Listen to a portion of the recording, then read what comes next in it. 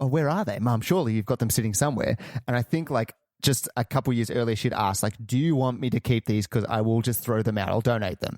And we were just like, yeah, donate them. And then we were just like, we told her off basically, be like, why did you do that? And she's like, you told me to. So she always will ask for permission, but it's just something that we didn't realize at the time. She asks. One that kills me is I used to collect Pokemon cards fervently when I was a kid, and I had them all itemized in a binder, protected, from rarest to my crappers cards. Kept them in this folder, and my dad did a clean out, and I went looking for them because I looked up some of the values of the cards I had, and they were like $300 plus because they were some mint condition, like first press type of deals, and could not find it anywhere. And I was searching for ages, and then it got to a point where my dad like fessed up to it, and he said, oh yeah, I didn't have the heart to tell you, but I did throw that folder out like a couple of months ago. And I was like, oh, why would you make me waste all this time looking for it? And it's so funny because my dad is like such a tough dude, but just the idea of him trying to build up the courage while I was like fervently looking for these cards He was just breaks scared. my He was heart. scared. He was scared. But he would probably have a broken heart when he saw you crying over your sparkly Marchamp card. Oh, it kills me. And the thing that makes me, no son. the thing that makes, Don't worry, I'll thing be your that father. I'll be your father, Damien. It's okay. Don't You worry are about his it. father. it's okay, Dad. I've got a double. Double dad, double D, baby. The thing that makes me laugh a lot now is my mum caught wind of the fact that my dad did this. And I've mentioned the cards offhand before. Not that it means anything to my parents. Yeah. And every now and then if my mum like would just bring up, she's like, I can't believe you threw his cards out. Yeah, Charzander. I'm like, you're kind of close, Mum. It's kind of the name of a Pokemon. I appreciate the support. I love your mum's sentiment. Like she's always like she sees you're losing a battle, and then she's like, no, I'm gonna step in for Damien here. I'm gonna help him out. Fuck this. Like you threw out the cards, you threw out money. Charzander is gone. And calling it Charzander is her attempt of being like, I'm interested in what you're interested in. Yeah, Yes. yeah. The opposite of the guy's girlfriend who watching the movies. My mum's taking a vested interest. Yeah, semi-vested. But my reasoning, my thought process with your dad especially is he only feels bad because he found out how much they were worth. Do you think he would still? Do you still think he would feel bad if you said to him, if he asked you how much were they worth? Oh, I don't know, like $2, and then he's like, then he would just be like, harden up, princess. Sentimental value, Dad. And he's just like, oh, nah, forget about it. So worthless. I got no sentiments. If you knew how much they were prior, then he definitely wouldn't have done it. But what can you do? It's in the past and in the bin now, so I can't do much about it. So, Marcus, have you ever had things being thrown out that you didn't expect? You know, being someone who's moved out, you've come home like, oh, wait, where's my stuff? Where's my Lamborghini poster? I've seen it's now been thrown out. Yeah, that famous Lamborghini poster. No, that's been long thrown out. Oh, what a shame. But that was, I think I asked them to throw it out, and I was told, no, you leave it there. You leave it there. I'm pretty sure one of those posters was covering a hole in a wall. So, surprise. No, I haven't actually come home for anything being thrown out just yet. My mum's good at hoarding things in terms of like photos, which I love. Like there's photos from every year. I'm like, oh, she's got all my school photos, and we went through them. And it's like, I'm like, this is great. As far as like little knick-knack little things are concerned, or like memorabilia or that. No, either A, I took it, or B, I knew they were going to get thrown out, so I was okay with it. The only thing that I'm very fearful about going home, which I don't think my dad would have thrown this out, is my guitars, because I'm like, I put them in stored them away. I'm like, all right, but every now and then he asks me like, hey, what are you doing with those guitars? I'm like, you leave them there. That's good storage. Your dad knows that you're a big wrestling fan, and he's seen, he's loosely watched you guys watching wrestling. You rock up one day, he smacks you over the head with a guitar and be like, is that what you do? Isn't that how you do it? Bonding. We're bonding, son. We're bonding. Alrighty, so how do we help this person here? How do we help Tasty Tubes? I think it'll be hard to sort of like, once your stuff is gone, it's all gone. It's almost like this dad has gone on a rampage of throwing things away, and now you've got nothing left. So if anything, the problem's no longer a problem because you have no possessions. That's right. Yeah. It solved itself. Yeah, don't worry. He can't throw out everything. If it's all gone. And if you wanted to confide in your mum, well, she's been a victim of this too, so nobody is safe. If anything, the best you could do is maybe get some revenge on your dad and start throwing some of his shit out, but I don't know how that'll go down. I think that's the way to go about it. I'm all for that. Throw something out of your dad's that you don't think is that valuable, that might have some sentiment. Is it purely a dad thing. I just like the idea of the dad being like, I get the whole eye for an eye thing, but you threw out my medication. I needed it. That's for my diabetes. But do you think it's a dad thing more than anything? I think it's a house thing. Like when you've got a house and you start to run out of room and you see all this stuff that's just been sitting there collecting dust for years, it kind of feels like it's time to go. You've been evicted. Yeah. Yep. I think. Look, it's not a dad thing. It's not a dad thing. One of my friends, his dad is the hoarder, and you know the one, Tom. Oh yes, that's true. He does have a garage full of stuff, and I think if anything, he does the opposite of throwing things out, and he just goes to basically where people throw stuff out and takes it back home with him.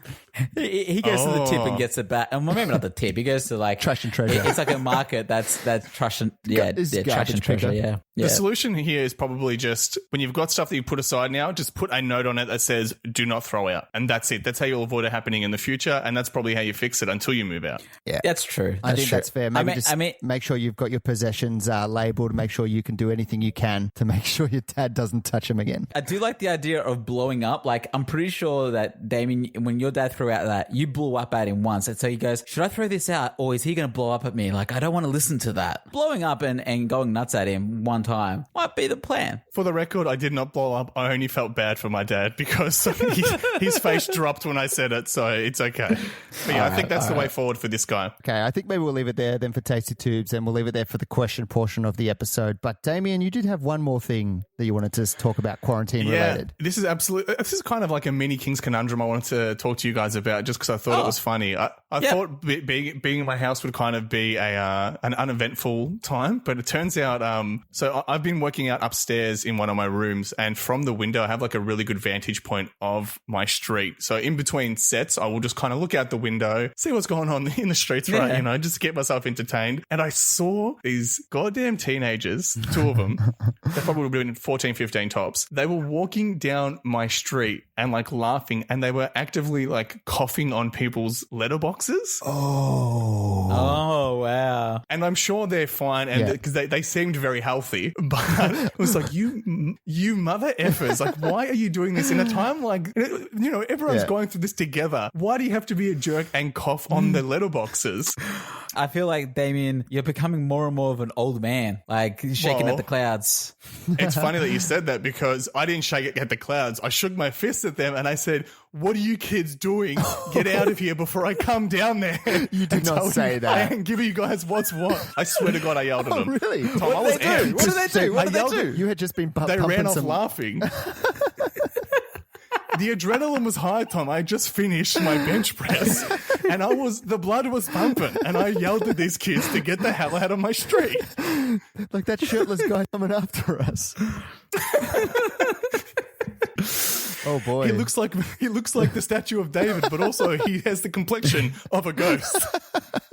That's pretty wrong that they're doing that. That's awful. Oh, dude, it is wrong. That's why 100%. It was such a knee-jerk reaction for me. Like, it just made me so angry that I yelled them out on my street. And then, hang on, my camera's dropped out. Okay, I'm back. So I yelled them out on my street. I was going to say, like, you know that you're going to get a coughing on your letterbox, right? They're coming back and they're vomiting on your letterbox. I'm probably going to get a turd in my letterbox with some boogers under it. There's a good chance. Well. But the thing I wanted to throw by you guys, I wanted to see what you have done in this situation. So like maybe 20 minutes after that, this woman rides into my street, and I don't know my neighbors that well. I'm still relatively new to the area. I see her stop at a pomegranate tree across the road from me, and I thought maybe she lived there because the way she was going through this tree, it was like she was in like the greengrocer's aisle at a supermarket. She was being really casual about it, picking her way through the tree, right? Very handsy. So then she opens up her backpack and just starts racking these pomegranates. She starts putting them in. And I'm like, oh my God, this is not her house. She is just stealing these pomegranates. Do I say something? I was riding that high from before. I had a bit of swagger about me. Kind of felt like I am the neighborhood watchman. That is my role now. You're Batman, just shirtless, pale, on the roof. That's right. I am perched on my windowsill, just watching people. Is more like that. What's that? The blue guy from Watchmen. Yes, Dr. Manhattan. Yeah. He's Dr. Manhattan. That's more Damien. He's naked. He's blue. He's ripped, and he has a magnificent dong. Apparently, covered in Pepsi Blue. Thank you. So I wanted to ask you guys, covered in Pepsi Blue. Bring it back. Yeah, go. 2020, the year of Pepsi Blue.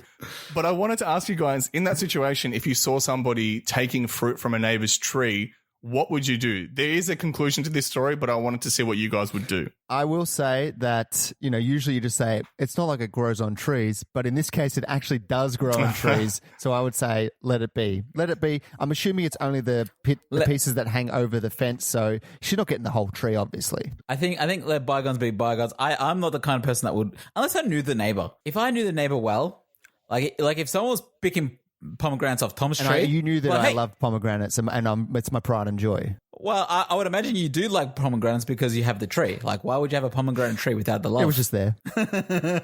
Okay, so I agree with you guys. Here's what happened in my indecisiveness. While I was trying to do I say something? My neighbor who lives next to me she's probably like in her 80s. I see her running across the street, chasing up to this woman and don't do that. And yelling at her.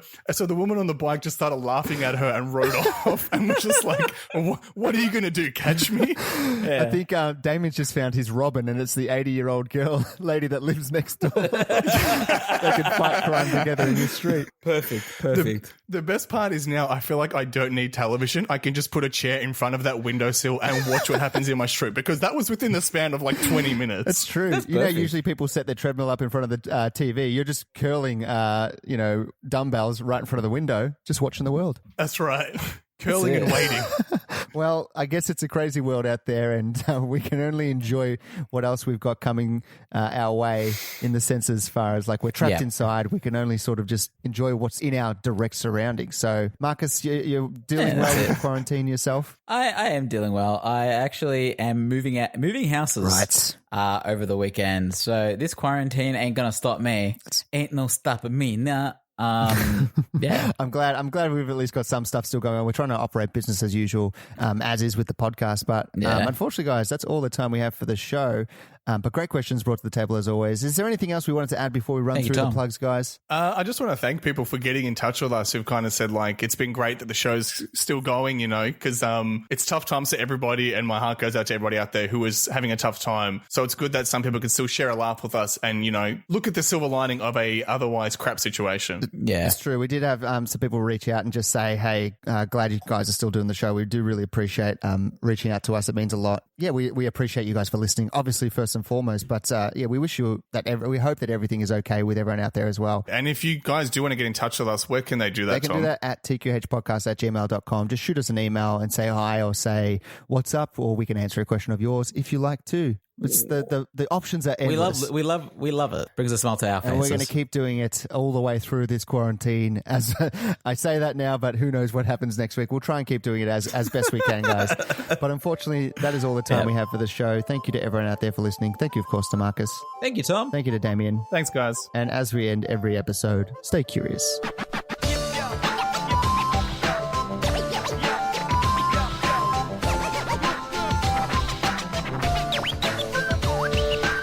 Thank you again for listening. If you want to get in touch with us and ask us a question of your own, you can email us at tqhpodcast@gmail.com. That email again, Tom. Is tqhpodcast@gmail.com. We're also on what, Marcus? We're on Twitter. We're also on Facebook. At TQH Podcast. You can find us there. And we are also on, Damien. Wherever you can get a podcast, that is where the TQH Podcast is. Spotify, iTunes, Spreaker, Stitcher, you name it. We're on there. And if you head over to iTunes, rate, subscribe, and leave a review, that would be fantastic. 5 stars if you think we deserve it. Thanks for listening.